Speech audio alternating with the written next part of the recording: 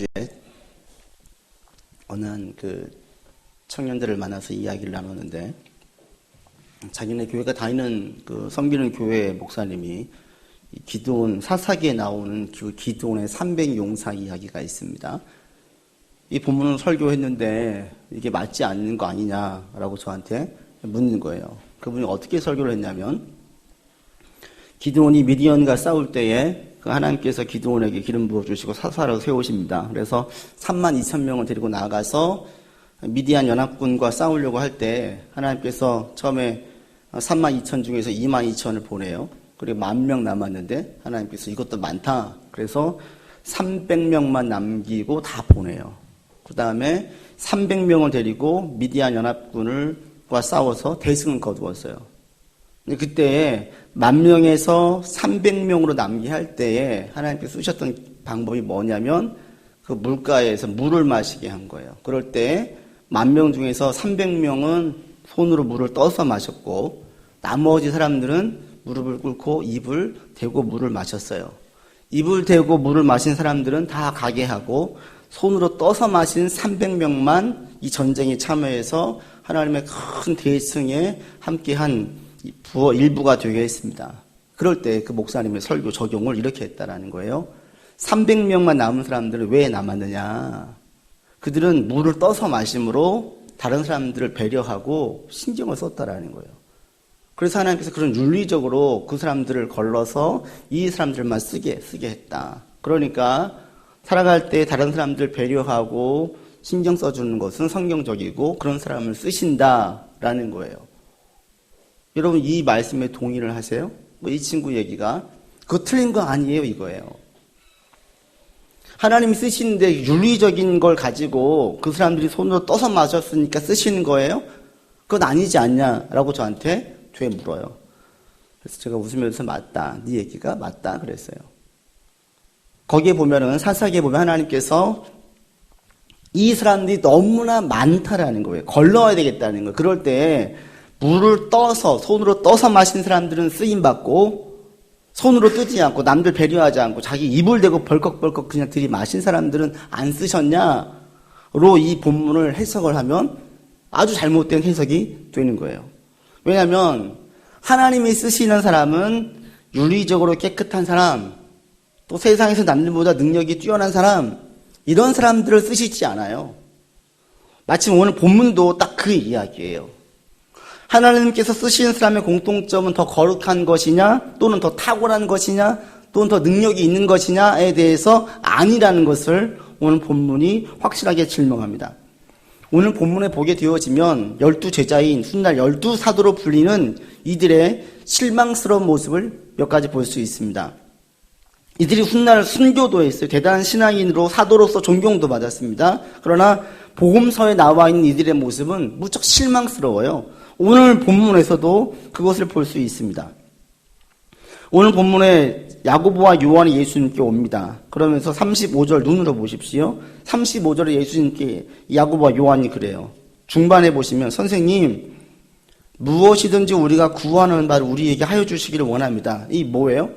저희가 한 가지 무엇인가 부탁을 드릴 건데 거절하지 마시고 들어주세요. 이 얘기예요. 그러자 36절에 예수님께서 그래 뭘 부탁할 건데 물어보자 37절에 이들이 말합니다. 같이 읽겠습니다. 37절 여짜오되 주의 영광 중에서 우리를 하나는 주의 우편에 하나는 좌편에 앉게 하여 주옵소서. 이게 무슨 말이에요? 주님께서 이제는 왕에 등극하실 때에 우편과 좌편이라는 게 무슨 말이겠어요? 가장 힘 있는 자리에 우리를 좀 내정해 주십시오. 약속해 주십시오. 이거예요. 야고보와 요한이 무엇을 이야기하냐면 예수님이 큰 힘을 가질 때에 예수님 다음으로 큰 힘은 야고보와 요한이 형제거든요. 우리 형제에게 주십시오. 이 이야기예요. 이게 뭘 드러나냐면 야고보와 요한이 자신들의 야망, 자신들의 욕심을 전혀 숨기지 않고 예수님에게 드러냈어요. 근데 이걸 만약에 제자들이 알게 된다면 가만히 있겠습니까? 마침 또 그걸 알게 됐습니다. 여러분 41절에 가보십시오. 나머지 10명의 제자가 어떻게 해요? 10 제자가 듣고 야고보와 요한에 대해서 어떻게 했어요? 화를 냈어요. 화 나지요. 12명이 함께 예수님과 동거동락했어요. 너희 둘만 고생한 게 아니라 우리 모두가 다 고생했는데 이 둘이 몰래 가서 예수님에게 주님 올라가시면 저하고 이 야고보와 요한 우리 둘을 가장 높은 자리에 올려주세요. 나머지 10명이 얼마나 화가 나겠어요.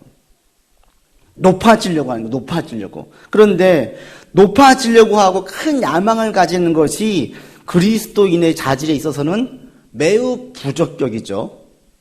능력 없음이에요. 왜? 높아지려고 하면 꼭 뭐가 있는 줄 아세요?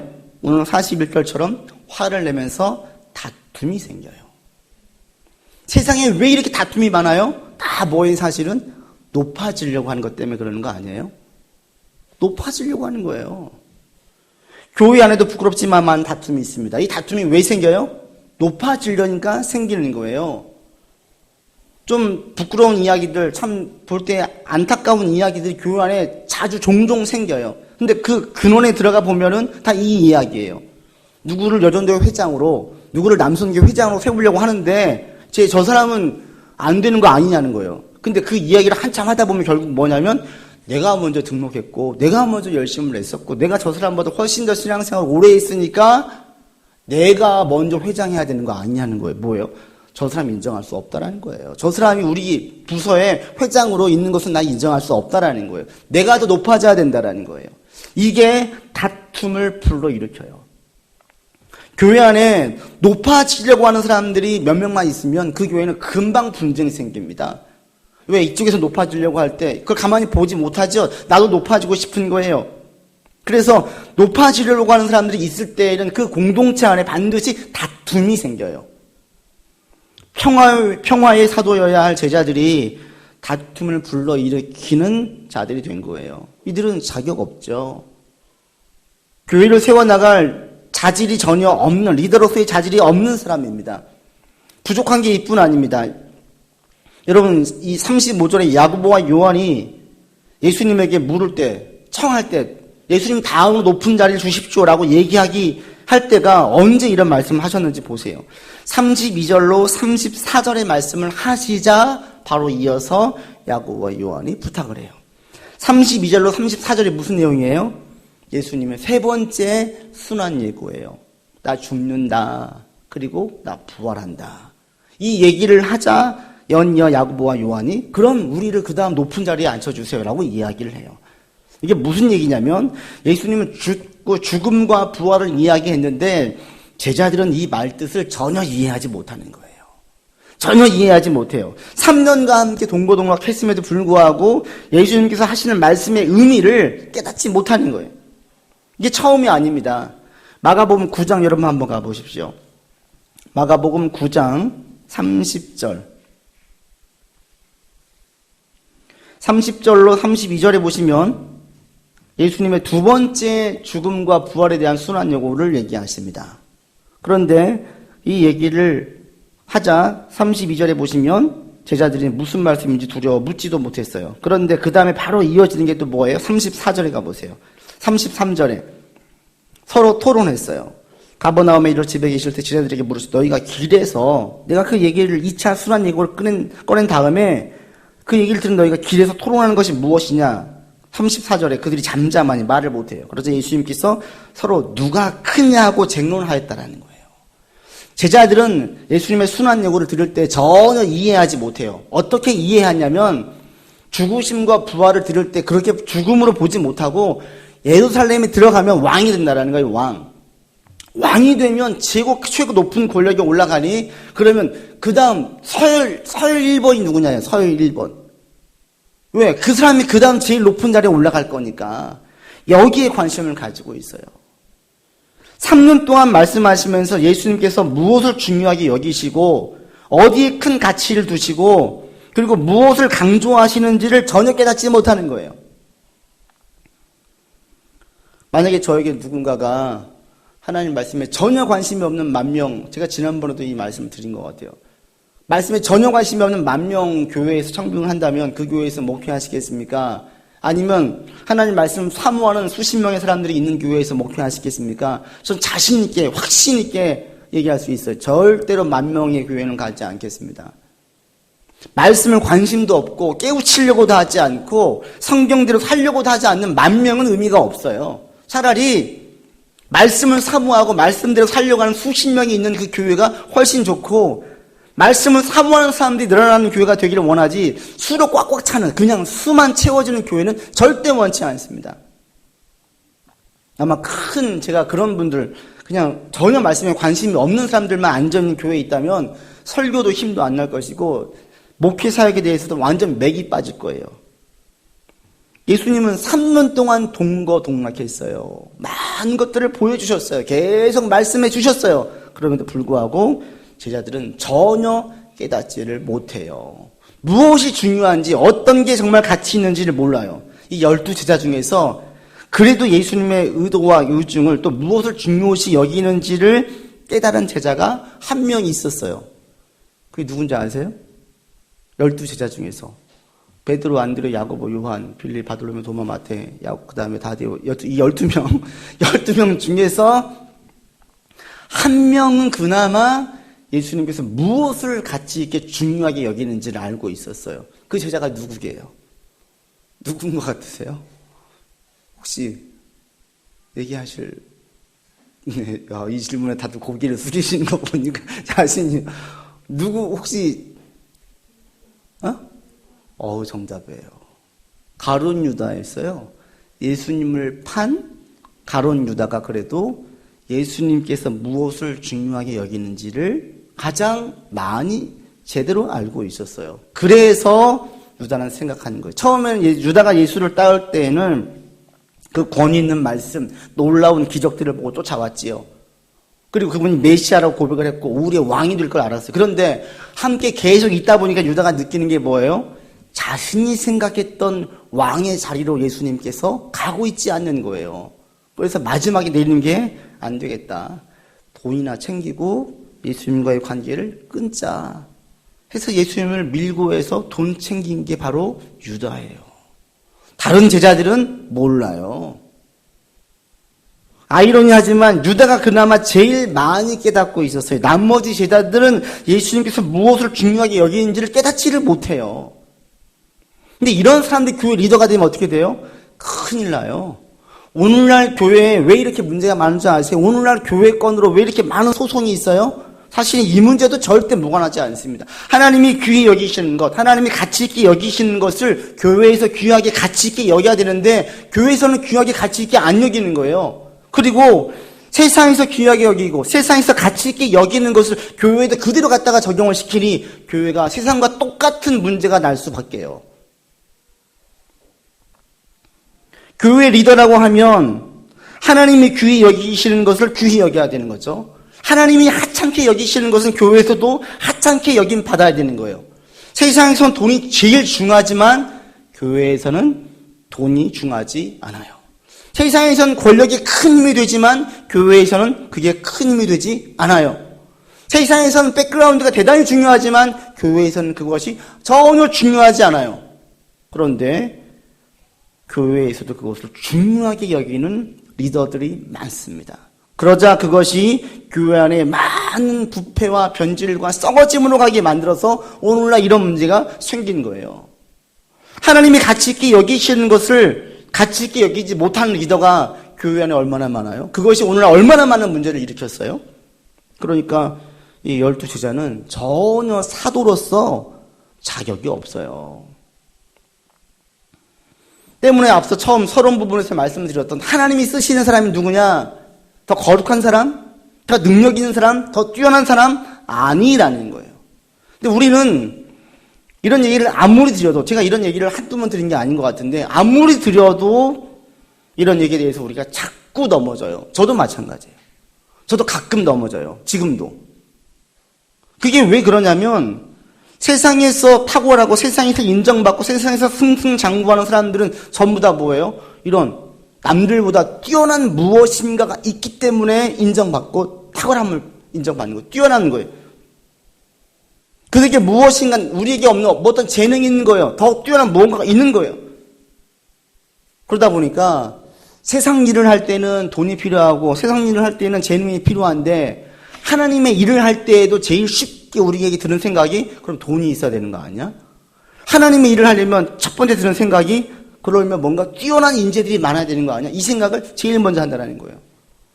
어제 제가 집을 가면서 저쪽에 성락교회를 옆을 지나가면서 다시 한번 놀랐어요. 야, 이거는 진짜 완전히 이건 궁궐이다, 궁궐. 나는 그런데 우리 교회 생각을 할 때 소박하게 하나님 조그만 건물이라도 나중에 우리 교회가 있었으면 이런 마음이 어쩌면 대조를 해볼 때 되게 소박해 보이는 거, 소박해 보여요. 만약에 건물에 매몰되어져 있고 제 생각이 거기에 빠져 있다라면 그 순간 저는 낙심이 될 거예요. 저 스스로에 대해서 조금 보잘것없게 여길 수도 있어요. 근데 가끔 그런 생각이 들 때가 있습니다. 상황에 눌릴 때, 사람에 눌릴 때, 내 자신에게 실망할 때, 저는 그럴 때 그런 생각이 들어요. 내가 과연 쓰임 받을 수 있을까? 하나님 나를 쓰실까? 근데 다시 성경으로 돌아오고 다시 하나님께 기도하고 묵상하다 보면은 그렇지. 다시 확신하는 거예요. 하나님께서 저를 쓰실까요? 목사로 부른 저를 쓰실까요? 여러분 어떻게 보세요? 전 100% 확신해요. 뻔뻔하게. 하나님 저를 쓰실 거라고 100% 확신해요. 뭐 은혜, 어떤 윤리, 거룩함, 어떤 능력 절대 아니에요. 그러나 하나님이 쓰시는 사람의 어떤 원리와 쓰시는 자질을 볼 때 저는 100% 쓰임 받을 거예요. 자격 없는 제자들을 불러서 사도로 세우시는 것처럼 자격 없는 저를 불렀어요. 제가 이런 자괴감에 많이 빠져 있을 때 크게 은혜 받았던 게 뭔지 아세요? 정말 아주 심한 적이 있었습니다. 예수님 믿고 신앙생활을 정말 잘하고 싶었어요. 더 거룩해지고 싶었고, 더 흠이 없는 자가 되고 싶었고, 더 많은 신앙의 신실한 리더들처럼 따라가고 싶었어요. 그런데 내 신앙의 현 주소는 반도 못 미치는 거예요. 반은 뭡니까? 그 끝에도 못 미치는 거예요. 그럴 때 제 스스로에 대해서 너무나 부끄럽고, 너무나 스스로에 대한 자격심이 점점 커져가는 거예요. 그럴 때 저에게 은혜가 됐던 게 뭐냐면, 하나님께서 저를 부르실 때 저의 연약함을 모르고 부르셨을까요? 이 생각을 들었을 때 이게 은혜가 된 거예요. 우리 그런 복음서가 있잖아요. 나보다 나를 더 잘 아시는 주님. 하나님은 나보다 나를 더 잘 아세요. 그런 주님께서 나의 부족함을 모르고 지으셨을까요? 하나님은 나를 부르실 때에 내 부족함 그대로 부르셨어요. 무엇인가 타고난 위대함이 있어서 부르시는 것이 아니라 부족한 것을 알고 있고 여전히 많이 넘어질 것을 알고 있고 세상 사람들과 비교해 볼 때 능력에서 부족한 것을 알고 있음에도 부르셨어요. 그리고 목사로 세우셨어요. 그리고 여기까지 오게 하셨어요. 그때 이걸 깨닫고 난 다음에 제가 얼마나 은혜가 됐는지 몰라요. 아, 그래. 하나님 나를 부르신 것은 무엇인가 뛰어난 탁월함이 있어서가 아니지. 하나님 나를 무엇인가 더 뛰어나게 만들려고 부르신 것도 아니지. 여러분도 마찬가지입니다. 혹시 하나님 나를 쓰실까요? 하나님께서 여러분을 쓰실까요? 저는 100% 확신해요. 여러분이 믿음으로 진실된 고백을 한다면 100% 하나님 여러분을 쓰실 것입니다. 하나님 여러분을 불렀습니다. 부를 때 상태가 어떤 상태였어요? 더 거룩했습니까? 의로웠습니까? 남들보다 뛰어났습니까? 아니에요. 하나님이 나를 불렀을 때 우리는 순간순간 너무 많이 자신에게 실망합니다. 그럼에도 하나님이 불렀을 때 그 부름의 목적은 뭐냐면 우리가 자라기를 원하시고 열매를 맺기를 원하시고 우리의 삶에 하나님의 나라가 임하기를 원하시고 하나님의 영광을 드러내는 삶으로 살기를 원하셔서 우리를 불렀어요. 그러면 이 부르심대로 반드시 이렇게 이끌어 가세요. 저는 여기에 대해서 100% 확신해요. 왜? 제자들이 얼마나 부족한지를 우리가 잘 알고 있기 때문에 이런 부족한 제자들도 결국에는 사도로 쓰셨어요. 그렇다면 우리가 쓰임받지 못할 이유는 전혀 없는 거예요. 하나님께서 쓰시는 사람의 공통점 첫 번째가 뭔지 아세요? 하나님께서 쓰시는 사람의 공통점은 자신의 연약함과 부족함을 아는 사람을 쓰세요. 복음서에서 왜 제자들의 부족함을 숨기지 않고 다 드러낼까요? 이게 바로 하나님께서 쓰시는 제 첫 번째 방법이기 때문에 그렇습니다. 마가복음 마가가 기록했어요. 마가는 누구의 제자냐면 베드로의 제자예요. 영적인 아들이에요. 그러면 마가가 굳이 베드로의 자기 스승의 수치스럽고 부족한 것들을 드러낼 필요가 있어요? 적당히 가리는 게 좋지요. 그게 스승을 위한 것이지요. 그러나 베드로도 그렇고 마가도 그렇고 다른 복음서 저자들도 그렇고 어느 누구 하나 사도들의 부끄러움을 가리려고 하지 않았다라는 거예요. 왜? 부족함, 부끄러움 자체가 하나님께서 쓰시는 하나의 가장 좋은 자질이기 때문에 그래요. 내가 부족함을 느낄 때에 뭘 반대로 느껴요? 하나님의 크심을 반대로 느껴요. 내가 부족하다고 느끼면 느낄수록 하나님의 크심은 더 커집니다. 그럼 이것이 어떻게 나타나요? 하나님께 더 가까이 나가게 되고요. 하나님께 더 신뢰하게 되어지고요. 하나님을 더 의지하게 되어져 있어요. 제가 새 아이의 아빠예요. 아이들은 늘 자꾸 와서 저한테 물어봐요. 계속 일러요. 형아가요, 시우가요, 윤우가 계속 일러요. 왜 그래요? 자신들의 능력으로 형아를 이길 수가 없는 거예요. 혼내달라는 거예요. 자신들의 부족함을 느낄 때는 계속 와서 이야기해요. 이게 아이예요. 신앙이도 똑같아요.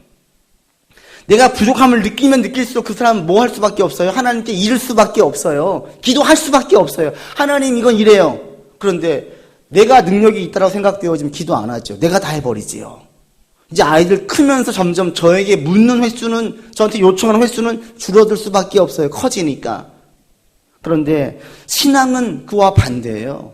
점점 살면 살수록 내일을 알 수 없는 게 우리 인생이에요. 내 뜻대로 흘러가지 않는 게 우리 인생이에요. 그러면 우리는 기도할 수밖에 없어요. 더 의지할 수밖에 없어요. 신앙 안에 거하면 거할수록 내가 얼마나 부족한지를 깨닫게 되어지니 기도를 안 할 수 있어요? 내가 얼마나 미련한지 알게 되어지니 성경을 안 읽을 수 있어요?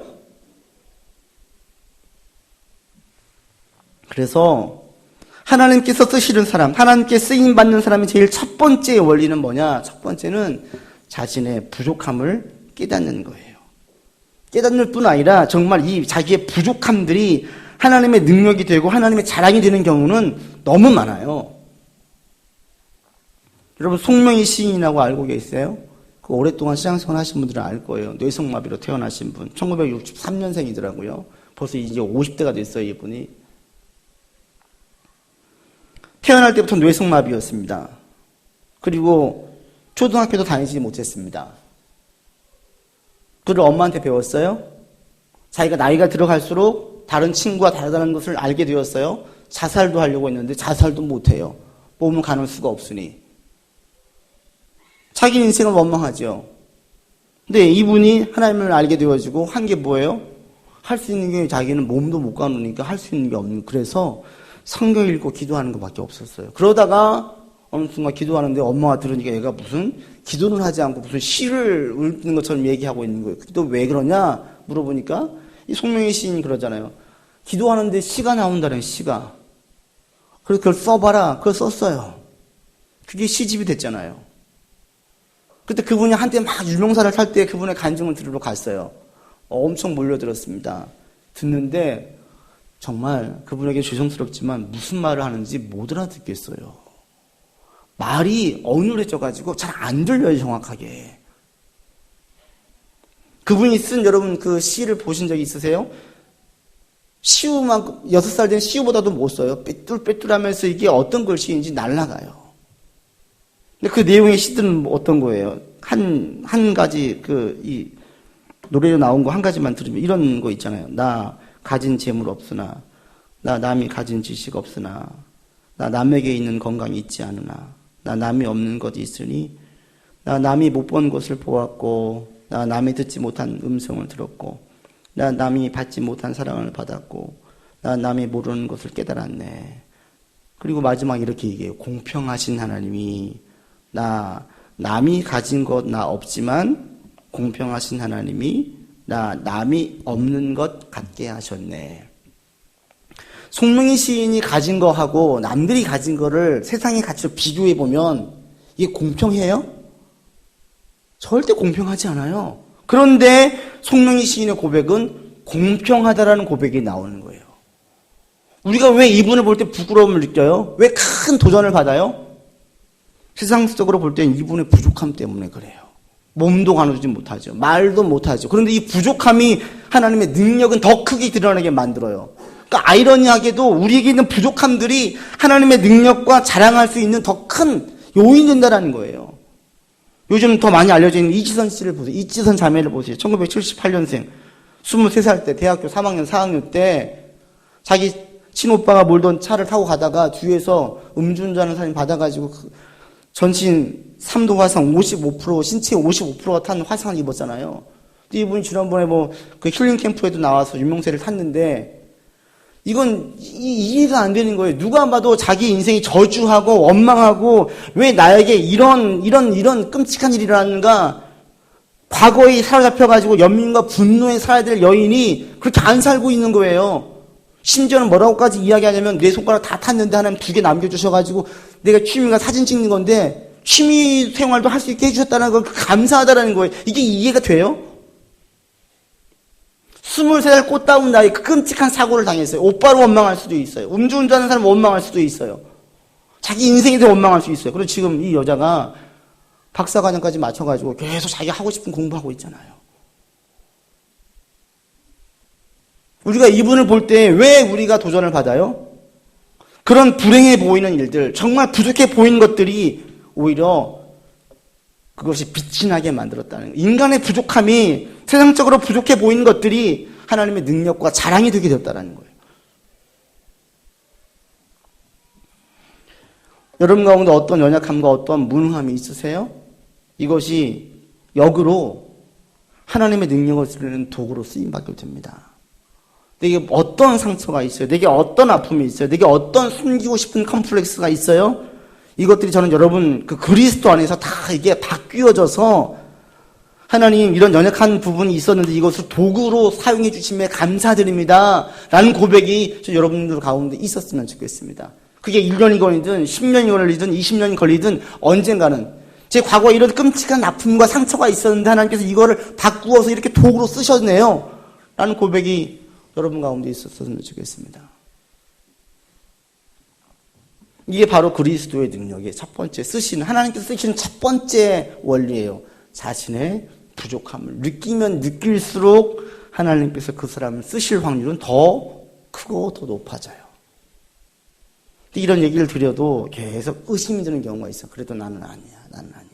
특히 이렇게 한번 이걸 믿고 철석같이 믿고 살아봤다가 자신에게 크게 실망하신 분들, 또 누군가에게 크게 실망하신 분들, 또는 상황에 어찌할 수 없는 상황에 큰 낙심과 좌절을 너무나 많이 경험하신 분들은 계속 불신의 마음을 가질 수 있어요. 근데 하나님께서 쓰시는 두 번째 원리가 먼저, 하나님 쓰시는 사람 두 번째가 먼저 아세요? 제가 볼 때는 진실된 마음이에요. 진실된 마음. 행위, 어떤 시도에 따라 실패하는 것, 이거 안 중요해요. 베드로가 예수님 3번 부인하잖아요. 예수님께서 부활하신 예수님 베드로에게 절대로 너 왜 부인했니? 따지지도 묻지도 않으세요. 예수님께서 베드로를 볼 때에 베드로의 마음을 보았어요. 그의 진실됨을 보았어요. 베드로가 호언장담했죠. 전 절대로 예수님 떠나가지 않겠습니다. 절대 버리지 않겠습니다. 예수님께서 버린다고 했어요. 근데 베드로도 끝까지 안 버린다고 그랬어요. 아니라고 했어요. 그런데 이 베드로가 예수님을 저주하면서 버려요. 이게 왜 그래요? 베드로는 그 상황을 전혀 감당할 수 없는 믿음이었어요. 너무 연약한 믿음이었어요. 예수님도 이것을 알고 계셨어요. 그렇기 때문에 베드로가 예수님 부인한 것에 대해서 예수님께서 뭐라고 하지 않으세요. 그리고 베드로가 호언장담했던 저는 절대 떠나지 않겠습니다. 이것을 진실로 받으셨어요. 그것은 진짜야. 그러나 네 믿음이 그 상황을 감당할 수 없기 때문에 네가 부인한 것을 알고 있다는 거예요. 때문에 예수님께서 받으시는 것은 실망스러운 자기의 행위들, 또 넘어진 것들, 또 죄를 저지르는 것들, 또는 그런 어떤 상처들, 이런 거 보지 않는다는 거예요. 우리의 지금의 진실됨만을 보십니다. 이것만을 보시기 때문에 우리는 어떤 경우에도 여러분이 낙심하거나 비관에 빠지면 안 돼요.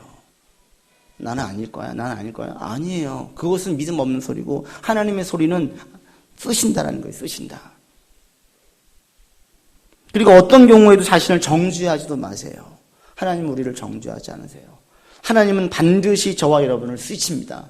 하나님께서 부르셨다면 우리는 하나님께 쓰임받게 되어져 있어요. 하나님께서 쓰시는 거 제가 볼 때는 크게는 이 두 가지밖에 없어요.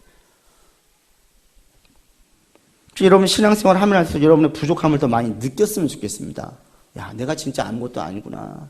내가 진짜 아무것도 아니구나. 이걸 자꾸 좀 알았으면 좋겠습니다. 그러면 그럴수록 하나님 더 여러분을 쓰실 것입니다. 연약하면 연약할수록 하나님께 더 의지할 수밖에 없으니까요.